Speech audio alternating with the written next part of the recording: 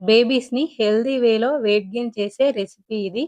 దీనికోసం 2 బాదం, 2 cash, 2 walnuts, కొన్ని పంప్కిన్ సీడ్స్‌ని ఓవర్ నైట్ సోక్ చేసుకోవాలి. ఈ సోక్ చేసిన వాటర్‌ని తీసేసి బాదంను తొక్క తీసి పక్కనుంచుకోవాలి.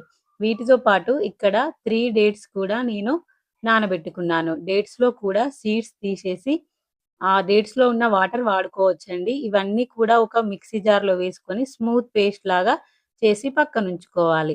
ఇందులో నట్స్, సీడ్స్ బేబీ బ్రెయిన్ డెవలప్‌మెంట్‌కి, వెయిట్ గెయిన్‌కి చాలా ఉపయోగపడతాయి. డేట్స్ కూడా పిల్లలకి అనీమియా లేకుండా చేస్తాయి ఐరన్ ఉండడం వల్ల.